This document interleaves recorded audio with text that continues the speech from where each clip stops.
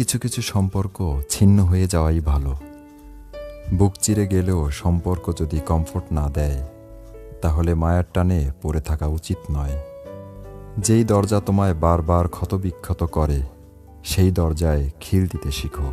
হোক বাইরের দৃশ্য খুব সুন্দর, কিংবা হোক বাইরের মানুষগুলো একেবারে মনের মতো পরিপাটি, কিছু ভালো হয়তো ভালোর জন্যই ছেড়ে আসা উচিত।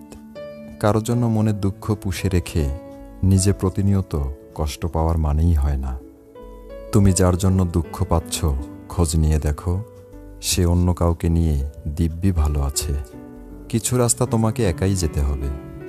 না থাকবে তোমার পরিবার, না থাকবে তোমার কোনো বন্ধু, শুধু থাকবে তুমি আর তোমার ছায়া। মানুষের পতন সেই সময় থেকেই শুরু হয়ে যায়, যখন নিজে আপন মানুষকে হারানোর জন্য পর মানুষের পরামর্শ নেয়। মানুষ কত কিছু ভুলে যায়, কিন্তু ভুলে যাওয়ার কোনো বাহানা নাই বলে তোমাকে ভুলে যেতে পারি না।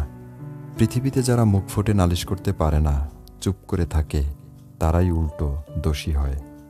কাউকে এতটা বেশি গুরুত্ব দিতে যাবেন না, যতটা গুরুত্ব দিলে আপনি নিজেই নিজের কাছে গুরুত্বহীন হয়ে যান।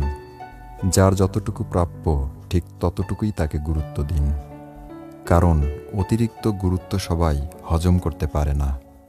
দেখা যায় অতিরিক্ত গুরুত্ব দিলে মানুষ অনেক সময় সঠিক ব্যবহার করতে পারে না।